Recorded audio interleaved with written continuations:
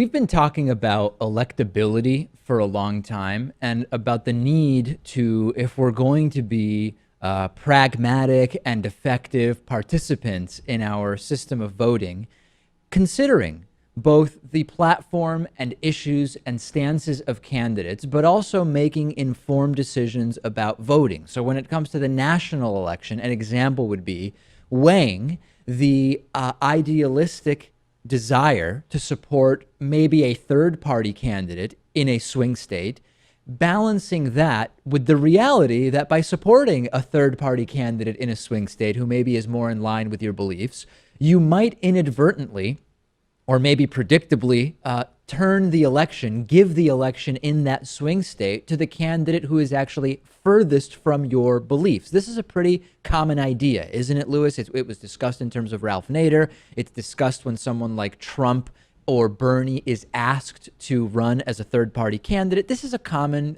theme in politics. Very common and occasionally damaging, but very common. And in elections, when you talk about candidates and issues, et cetera, to differing degrees, different people will have a different view about electability. As far as electability goes, we have a fascinating situation going on right now where Donald Trump has surged to actually tie or surpass Hillary Clinton in hypothetical November polling, whereas Bernie Sanders seems to be consistently ahead of Trump. There are several new polls which show this now. One example actually matches exactly what Bernie Sanders has been saying for a long time, which for a while was not accurate. Bernie Sanders for a while has been saying, Lewis, I'm the person who can defeat Trump. Hillary Clinton can't. Well, by and large, for the last several months, Trump has been losing to both Hillary Clinton and Bernie Sanders. But we have a couple new polls before we go to the summary of them. We have a CBS New York Times national poll, which shows that Hillary Clinton's lead over Trump has dropped from 10 points to 6 in the last month, while Bernie is ahead by 13 points. And we have a new Fox News poll, which shows Donald Trump ahead of Hillary, 45 to 42. This is a 10-point swing from a month ago, where Hillary led by 7 points. Meanwhile, that exact same poll says Bernie Sanders is ahead by Trump, ahead of Trump by 4 points. So I wondered, well, are these outliers? What does the average of recent polls say? And indeed, Lewis, it is matching this pattern. This is a summary of recent polling, Trump versus Clinton in a hypothetical matchup. And you'll notice that in 3 of these polls, 3 of these 5 polls that make up the Real Clear Politics average, Donald Trump is ahead. In the ABC Washington Post poll, in the Rasmussen poll, in the Fox News poll, Trump is ahead. The Real Clear Politics average currently has this as a statistical tie. Trump 43.4%, Hillary Clinton 43.2%, Trump just barely ahead. Well, what's going on for Bernie Sanders? What about Bernie versus Trump, given that Trump now has come back to take a statistical tie against Hillary Clinton? Bernie Sanders, on the other hand, consistently outpolling Donald Trump. This is the Clinton one, Lewis. We want the Bernie one now. We did look at the Clinton one. So now Trump versus Sanders, you will see that in every poll that is making up this Real Clear Politics average, Bernie Sanders is ahead. Bernie plus 15 in the NBC Wall Street Journal poll. Bernie plus 13 in the CBS New York Times poll. Bernie plus 4 in the Fox News poll, and Bernie plus 11 in the more establishment Democratic poll known as PPP. The Real Clear Politics average of recent polling has Bernie Sanders up by an average of 10 points over Donald Trump. So what if we dig into this a little bit further? Well, we could look at the Fox poll and say, the Fox poll, we just can't trust anything Fox does. So let's write that off. Okay. What if we get rid of the Rasmussen poll and say, well, Rasmussen leans very far right. We just can't trust it as a general thing. And the New York Times poll, it has oversampled independents over Republicans and Democrats. Even removing those, Lewis, the trend is still there. The real question is, how much does this matter in May? That seems to be a better question to me. Taking camera 3 there by accident. if this continues, well, I don't know if this is a trend or if this is just I don't know, data being collected differently, but I've thought this entire time that it's possible that Trump could beat either of them. But I do think Bernie has a better chance of beating Trump, honestly. Well, the polls seem to suggest that right now. And the problem systemically here is we can say, okay, in the past, how much has May polling of hypothetical matchups mirrored or predicted what actually happened in November? We can look at that. Or we can say, okay, traditionally, does swing state polling reflect in May what happens in November? And what can we deduce from that? The reality is all bets are off this year, Lewis. This is such a different election.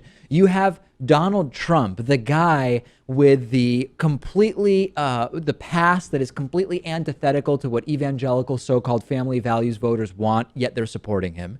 You have a situation on the Democratic side where you have had a very, very strong second place candidate for months at this point. You now have more information being released about potential ties to the mafia by Donald Trump, et cetera, et cetera, et cetera. I don't know that even if we look at how accurate May polling was in the past, I still don't know that it gets us anything useful for this election because this entire thing is such an outlier.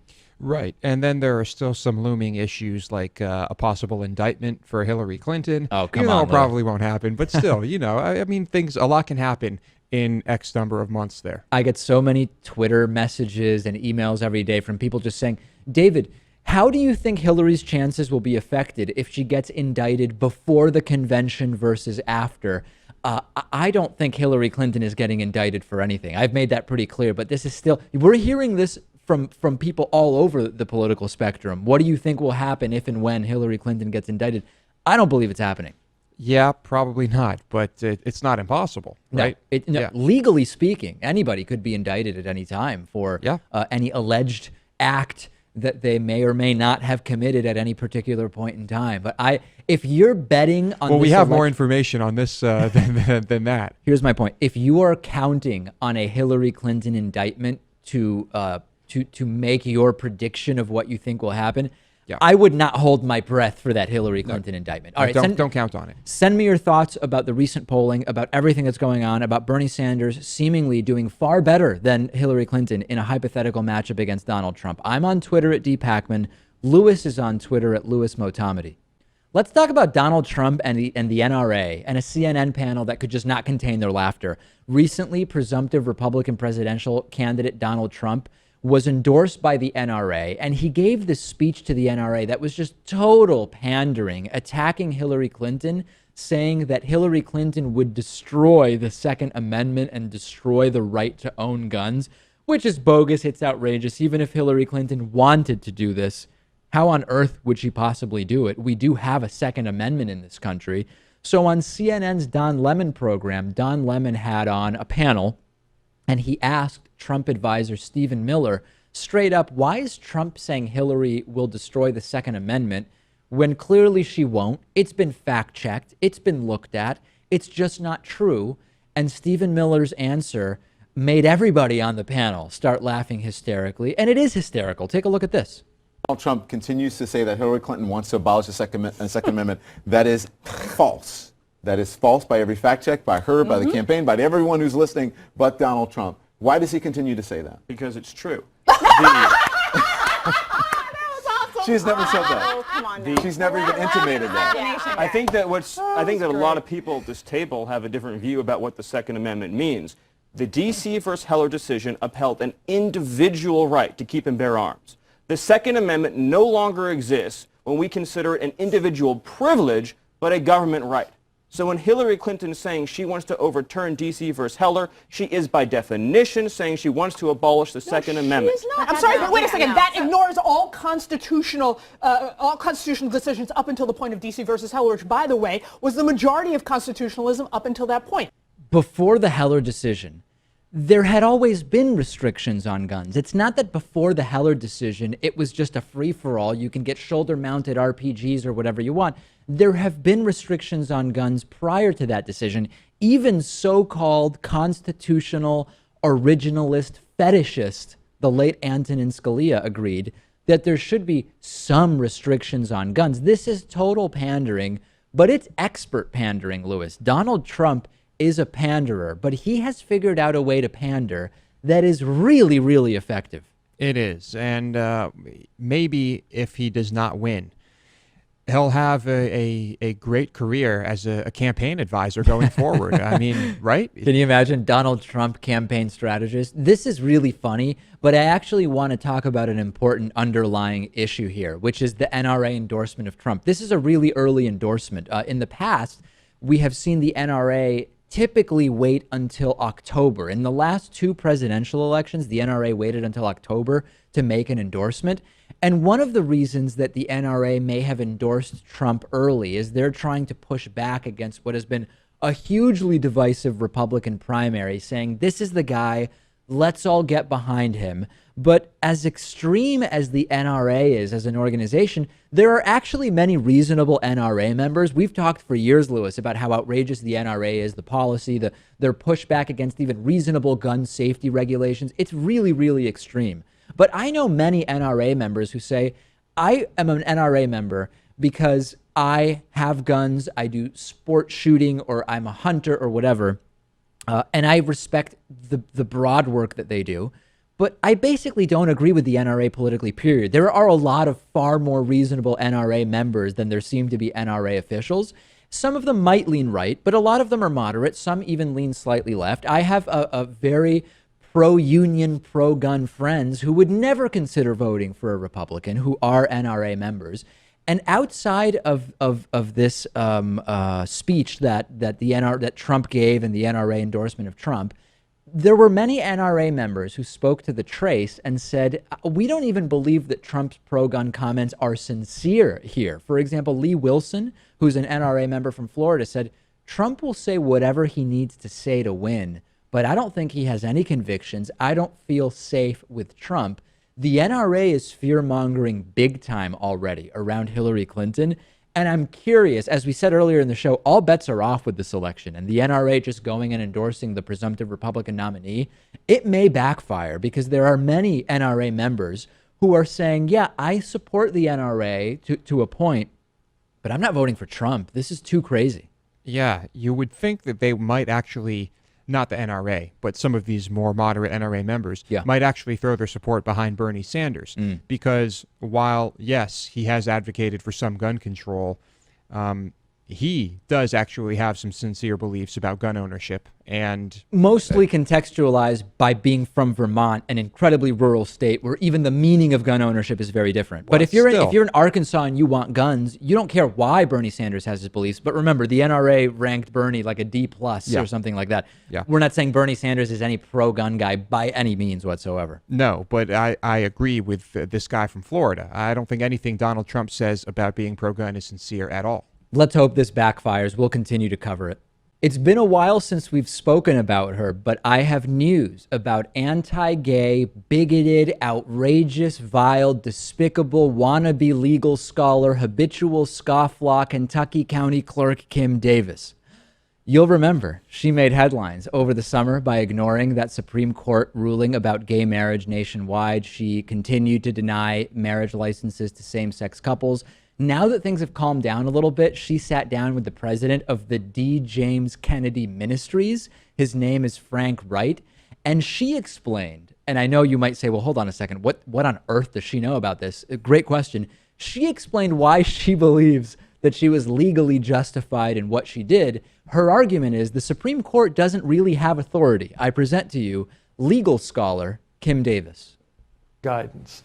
And so it was totally unjust for them to argue that you were violating the law in that the Supreme Court has no authority to make law. They can strike down a law but not make it. Is that how you saw it? Exactly, and we had made that point many times. My office is mandated through statutes. And those statutes had not been addressed. Actually, the statute still remains that it is illegal for a county clerk to issue a license to a couple of the same sex. That's not been amended. That's not been ratified or turned down or anything like that. So all those statutes are now being addressed with the new bills that are being presented on the Senate and the House floor.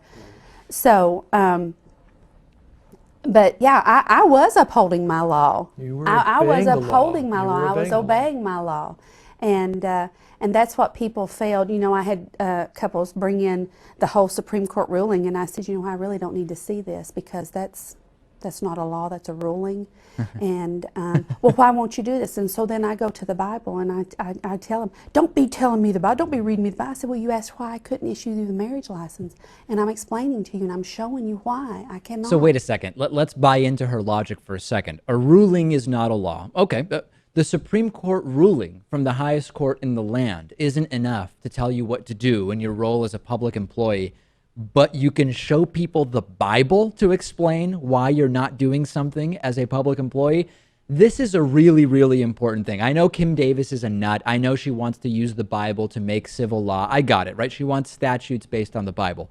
This idea, though, that courts and judges can't make law, that they can strike down a law, but they can't make it, really common idea among many extremist elements of the right. You have the states' rights conservatives who like this idea. You have the small government right-wingers who like this idea. You have the sovereign citizens and patriot movement hate group types who say the Supreme Court cannot make law.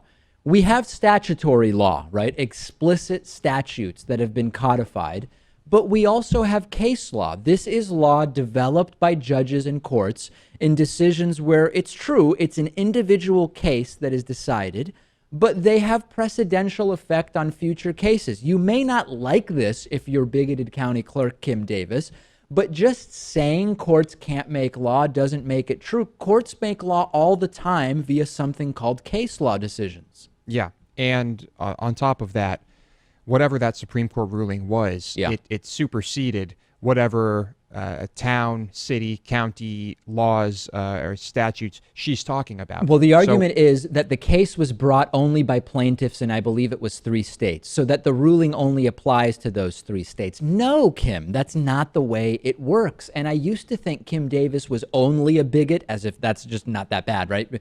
But now I realize she's also incompetent, but dangerously so. She's what we call a useful idiot, Lewis. That's a political term. It's not an ad hominem. There's a political term called a useful idiot. I encourage you to research that, and it really fits Kim Davis perfectly. If you thought Republican presidential candidate Donald Trump was crazy for appointing hypnotherapist Ben Carson to help find him a vice president, you ain't seen nothing yet. Time magazine reported last week that Pastor Frank Amedia from Touch Heaven Ministries is Donald Trump's new liaison for Christian policy. Right Wing Watch is all over this. They've uncovered that Frank Amedia once said that AIDS was created by, quote, unnatural sex. But more hilariously, Frank Amedia has said he has the power to stop tsunamis with prayer. He was talking about his daughter vacationing on a Hawaiian island when that earthquake that led to the Fukushima disaster off the coast of Japan caused a huge tsunami. He prayed, Lewis, and was able to get the tsunami to kill other people, other than his daughter, that is, with the help of God. Take a look at this. You know, Apostle, I think the most amazing encounter I had recently was on March 11, 2011. Many will recall that was the day there was the terrible tsunami in Japan. Yeah. Thousands of people killed instantly. It came suddenly. Nobody could prepare for it. I was being very holy. I was sleeping. It was 6:55 a.m. in the morning, snoring.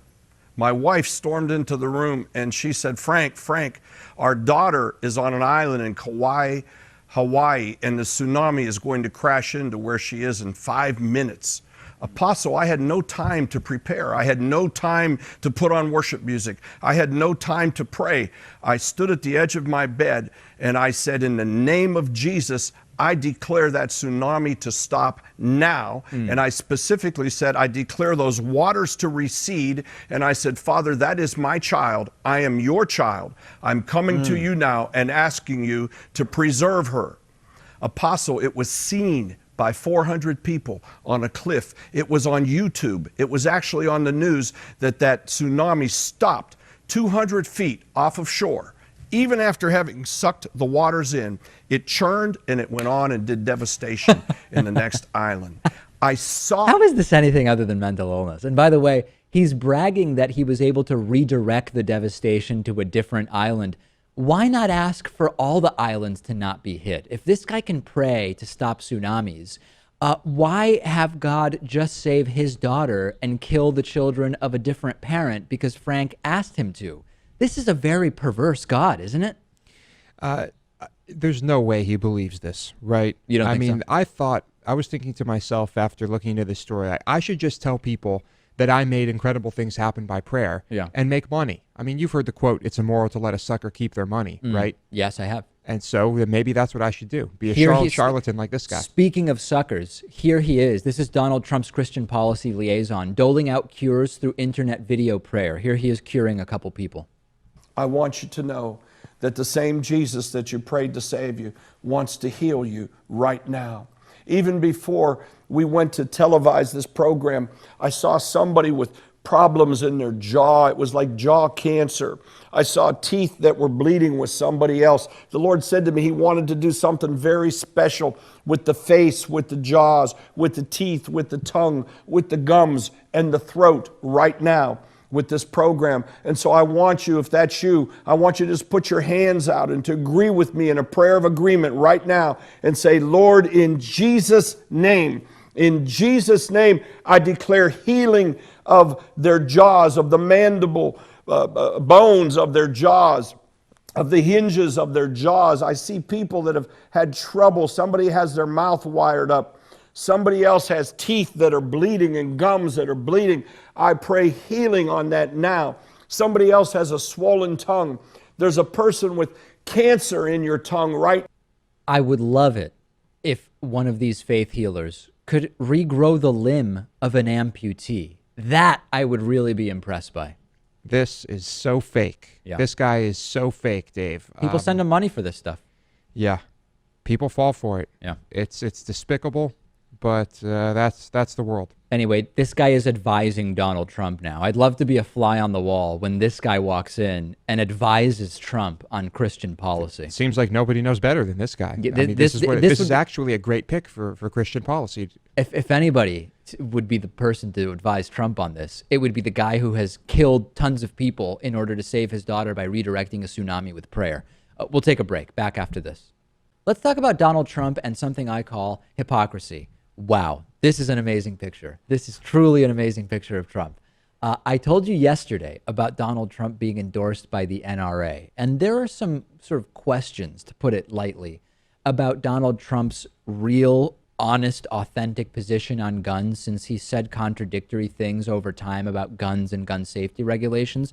If you thought that was confusing, it is nothing compared to the completely contradictory positions on climate change that have been revealed at this time. On the one hand, Donald Trump has said the idea of climate change itself is a hoax perpetrated by the Chinese. I mean, this is really an outrageous conspiracy theory.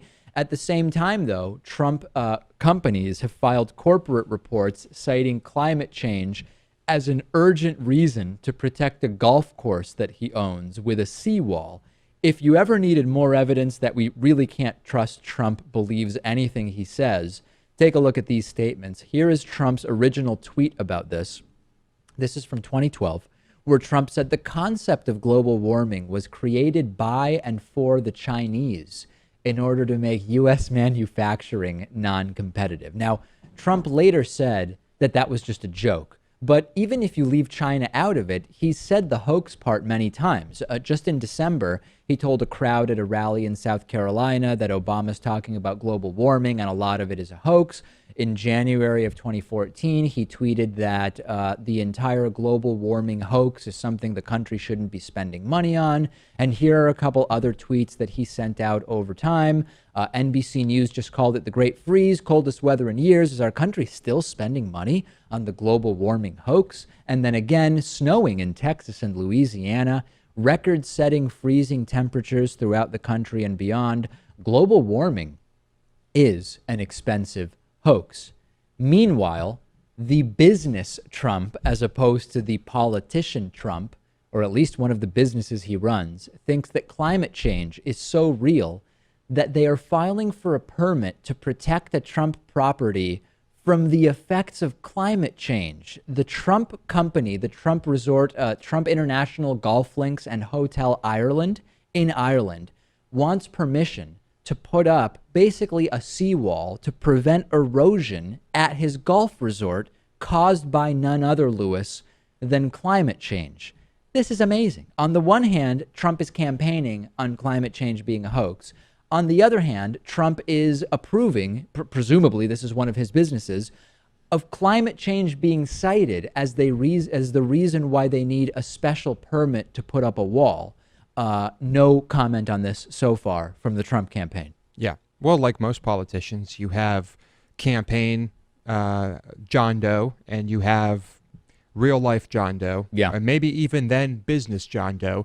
On the campaign trail, Donald Trump, somehow even more so than Hillary Clinton. Yeah. I mean, they're both really bad when it comes to this, but they will say anything they need to say to get elected. Maybe it's as simple as Trump just really likes walls and he'll use any excuse to build one, whether it's Mexico or a seawall in Ireland. He reportedly is going to make the ocean pay for this wall. The ocean is denying that. They're saying there's no way we're building this wall for Trump. Poseidon himself has said no. Yeah. But most important thing, his supporters, even the climate science deniers, they don't care. They'll still vote for Trump in spite of this. Yeah, of course. It's not about what he says. It's that he's an outsider and that he's a good businessman, Dave. Oh, yeah. He's the Excellent best. businessman. He's tremendous. There's this broader issue of whether there will or won't be a contested Democratic National Convention. Now, contested can mean two things, and I've talked to you about this. Number one, the sort of colloquial meaning of contested would be neither Bernie Sanders nor Hillary Clinton clinch the nomination with 2,383 pledged delegates before the convention. This would be a nominally contested convention, but it could still be decided on the first round of voting at the convention, right? Nobody comes in already with the required number of pledged delegates. They do one vote, and on that first ballot, somebody wins. Looking at the numbers today, likely Hillary. Some people are calling that contested, but historically speaking, that's not really what we mean when we say a contested convention. That's scenario number two, which is nobody reaches 2,383 delegates even after the first ballot has been taken, which includes superdelegates actually voting. This is not very likely. Let me be abundantly clear about that. But it is possible. But there are lots of other possibilities which are possible, right? For example, there's a winner after the first vote, presumably, as I said, Hillary Clinton, but Bernie Sanders supporters and the superdelegates that do support Bernie Sanders stage a protest or a floor fight over particular issues. And this is how conflict could really start at the Democratic National Convention. Bernie Sanders has been framed by detractors as supporting violence at the DNC. Bernie Sanders has said unequivocally that he condemns any and all forms of violence. The issue now is that he recently said to an Associated Press reporter during an interview, quote, "Democracy is not always nice and quiet and gentle." And he also said that things could get messy at the convention if the party doesn't become more inclusive. So there are a number of different feelings about Bernie Sanders saying this and saying that he is going to stick it out all the way through the convention. Some flat out don't like Bernie Sanders and want him out. I don't believe that that's the majority of Democrats at this time, or even close to it. There are those who say Bernie's role is very, very important, but the longer he stays in, the better it is for Trump, because Trump can start campaigning against Hillary now, whereas Hillary still has to deal with Bernie until there is an official nominee. And to them, I say, number one, I reject that at its face. I've not seen any compelling evidence that a longer primary hurts the party in November. But number two, it's a little bit condescending to say Bernie is just so annoying, making Hillary campaign against him for now instead of against Trump. That's incredibly presumptuous and anti-democratic. But it's not that Hillary has to do much to beat Bernie. It seems she's going to anyway. You think And mathematically at this point it's a pretty clear path, yeah? It's pretty clear. So I don't think she has to try too hard.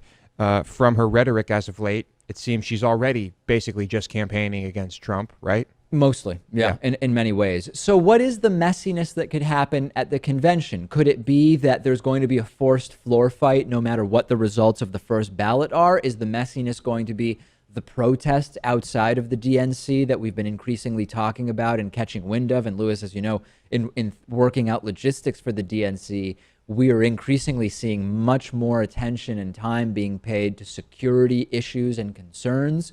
I don't know what the messiness is necessarily that Bernie Sanders is talking about. It could be a pretty fascinating Democratic National Convention, but the real question is, will it strengthen the party or will it hurt the party? And depending on who you talk to on what particular day, the opinions on this are pretty varied. Yeah, I'm not so concerned about damaging the party, strengthening the party. I'm not either. The party's a mess. And it's rather corrupt, as we just discussed. And, who cares about the party? Let's do away with parties. Well, but, okay, fair enough. But I think, when sometimes people talk about strengthening or weakening the party, what they're referring to is hurting or helping the eventual nominee's chances to defeat Donald Trump in November. I'm reframing it in terms of what it actually means practically. And there's no doubt that that's important. It's important, yeah, I suppose, but is this kind of conflict actually going to determine the outcome of the election? I don't believe it is. No, it's not going to. I've seen no evidence that an extended or contentious primary, I've said this before and I'll repeat it, will actually determine whether it's more likely that Donald Trump will win in November. If you disagree, if you think a longer Democratic primary actually does help Donald Trump, send me something that is data-driven or empirical, because I've been able to find nothing. I'm on Twitter at @Pakman. Lewis is on Twitter at @LewisMotamedi. You know, we've been talking about this growing controversy involving the chair of the Democratic National Committee, Debbie Wasserman Schultz. Initially, it was just sort of casually mentioning as the Bernie Sanders versus Hillary Clinton Democratic primary got going. Well, Debbie Wasserman Schultz was the co-chair of Hillary Clinton's 2008 campaign. I wonder if she would be a fair arbiter of a Democratic primary, given that Hillary is running and she used to work for Hillary. And then it became very clear around, starting with the number of Democratic debates, trying to keep that number low, keep that number small, the scheduling of debates in the middle of 3-day weekends and at the same time as big sporting events. It started to become pretty clear that she was putting her hand on the scales for Hillary Clinton in the Democratic primary. And then this escalated with the handling of some specific primaries and caucuses, the suspension of Bernie Sanders' access to the DNC's shared voter database, setting up this joint fundraising committee with the Hillary Clinton campaign.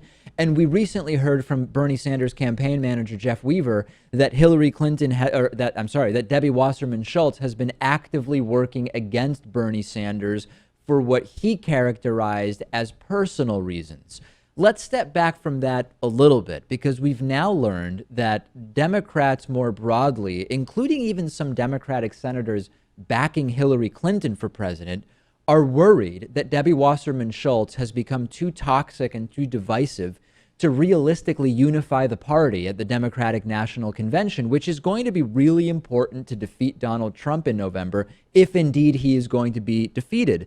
I have a quote from a pro-Clinton Democratic senator who said that there have been meetings over the last 2 days specifically about booting Debbie Wasserman Schultz. Quote, "There have been a lot of meetings over the past 48 hours about what color plate do we deliver Debbie Wasserman Schultz's head on. I don't see how she can continue to the election. How can she open the convention? Sanders supporters would go nuts." Other sources are saying that if there's going to be a deal for Debbie Wasserman Schultz to step down, that it's not going to happen until there's a sort of broader deal involving Bernie Sanders and Hillary Clinton in terms of how to proceed with a Democratic nominee, likely Hillary Clinton, in a way that brings the party together. And the suggestion, Lewis, is that as part of that deal, it would be negotiated that Debbie Wasserman Schultz steps down or at least takes a very backseat role at the Democratic National Convention. The Clinton and Sanders campaigns already struck one deal where Debbie Wasserman Schultz's role in the convention's platform committee is reduced. She could have gotten to pick all 15 members of the platform committee. Instead, she's allowed to pick only 4. I don't know where this will go, but I agree. I don't know that Debbie Wasserman Schultz staying is good for the party. Right. I mean, this election cycle, though, the damage is done, right? You think? Well, of course. There's a strong sentiment that if she sticks around, that whatever messiness is going to take place at the DNC, and that's sort of a reference to something Bernie Sanders recently said, which we'll talk about a little bit later, that she's just going to exacerbate the messiness and tension that there might be. She's stepped in it a bunch of times during this process, there's no doubt.